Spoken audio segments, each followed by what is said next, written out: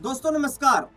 असम के विधानसभा चुनाव 2026 में इस बार कांग्रेस पार्टी और सत्तारूढ़ भारतीय जनता पार्टी के बीच कड़ी टक्कर देखने को मिली। असम में 2026 में किसकी सरकार बनेगी, ये तो 4 मई 2026 को साफ हो पाएगा। सरकार कौन बनाएगा इसके लिए हमें इंतजार करना पड़ेगा 4 मई तक का।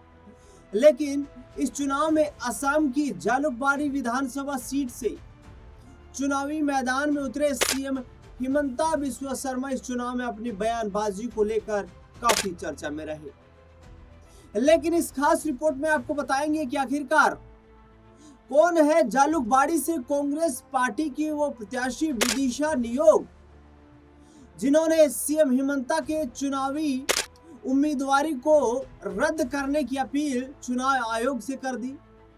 आखिरकार क्या वो बड़ी वजह रही जिसको लेकर कांग्रेस पार्टी की प्रत्याशी विदिशा नियोग ने यहां पर हिमंता के नामांकन को रद्द करने की अपील की।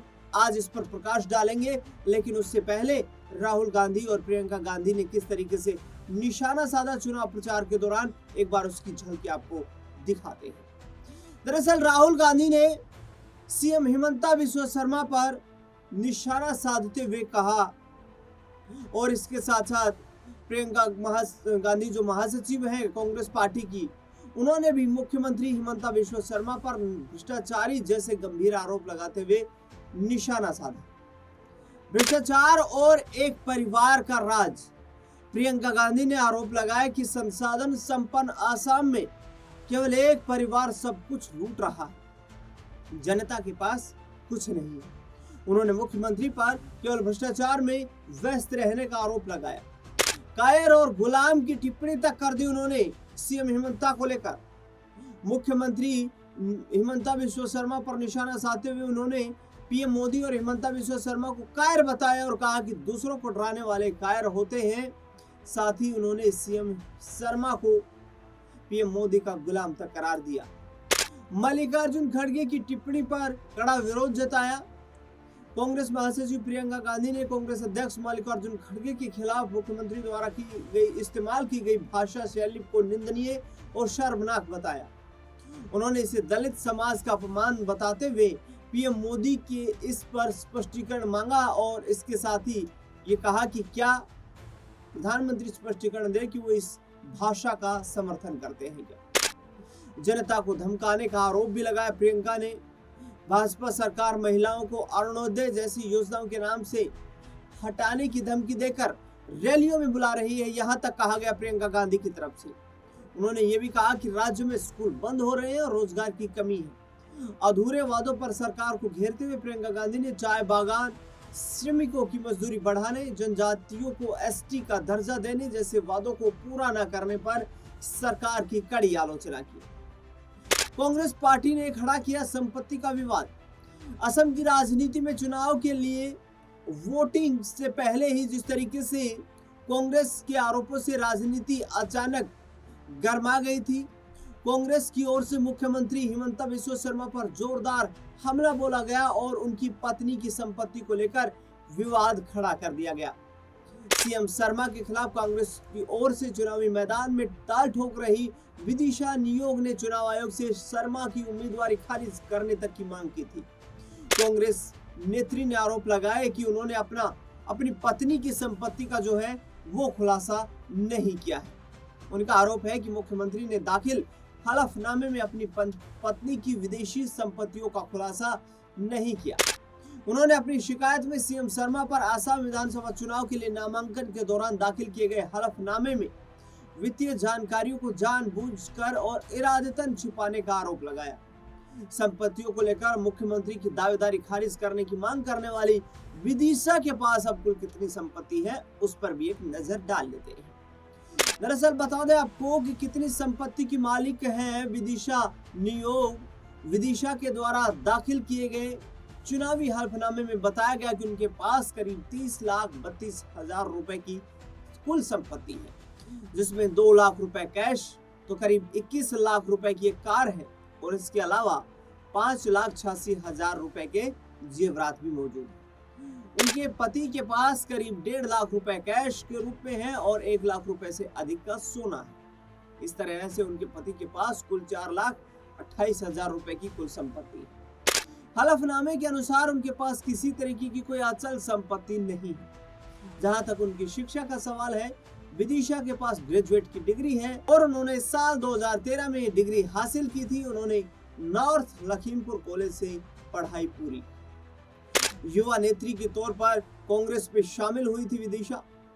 दरअसल असम विधानसभा चुनाव में गुवाहाटी की जालुकबारी विधानसभा सीट से कांग्रेस की प्रत्याशी विदिशा नियोग महज 3 साल पहले ही कांग्रेस में शामिल हुई थी। इससे पहले उन्हें किसी अन्य राजनीतिक दल में काम करने का कोई अनुभव नहीं है। वह पहली बार असम विधानसभा का चुनाव लड़ रही हैं और साल 2021 में कांग्रेस को इस जालुकबारी विधानसभा सीट पर करारी हार का सामना करना पड़ा था। साल 2021 में पिछले विधानसभा चुनाव में जालुकबाड़ी सीट पर कांग्रेस उम्मीदवार रोमेन चंद्र बोर ठाकुर को 28,851 वोट मिले थे, जबकि मुख्यमंत्री हिमंता ने 1 लाख से अधिक वोटों के अंतर के साथ बड़ी जीत दर्ज की थी। इस चुनाव में जालुकबाड़ी में हिमंता को 1,30,762 वोट 2021 में मिले। मुख्यमंत्री हिमंता साल 2001 से ही गुवाहाटी की जालुकबारी विधानसभा सीट का प्रतिनिधित्व कर रहे हैं। तब वह पूर्व गृह मंत्री और असम आंदोलन के प्रमुख नेता भृगु कुमार फुकन को उन्होंने हराया था। इससे पहले सीएम शर्मा ने कांग्रेस और विदिशा के आरोपों पर सिरे से खारिज करते हुए उन्हें झूठा करार दिया। साथ ही उन्होंने बताया कि उनकी पत्नी रिंकी भुइया शर्मा ने इस संबंध में क्राइम ब्रांच को एक औपचारिक शिकायत भी दर्ज कराई।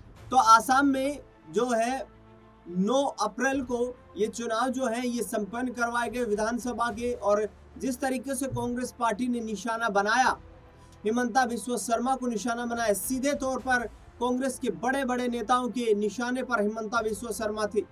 कांग्रेस ने आरोप लगाते हुए कहा कि एक ही परिवार है जो असम के पूरे संसाधनों को अपने कंट्रोल में करना चाहता है। असम प्राकृतिक रूप से साधन संपन्न है, संसाधनों की भरमार है, लेकिन फिर भी बेरोजगारी लगातार बढ़ रही है।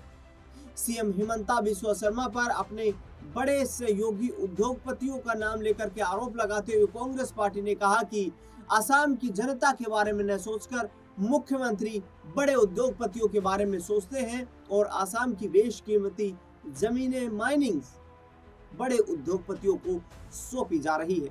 वहीं दूसरी ओर असम में भारतीय जनता पार्टी ने घुसपैठिया को प्रमुख मुद्दा बनाया और घुसपैठिया के मुद्दे को लेकर के असम में हिमंता बिस्वा शर्मा ने, प्रधानमंत्री नरेंद्र मोदी, अमित शाह ने लगातार लोगों से ये अपील की कि असम में यदि इन्फिल्ट्रेशन यानी कि घुसपैठ को रोकना है तो एक बार फिर से आपको भारतीय जनता पार्टी के साथ चलना होगा। भारतीय जनता पार्टी ही असम की सीमाओं की सुरक्षा कर सकती है। भाजपा के नेतृत्व वाली सरकार ही असम को सुरक्षित रख सकती है।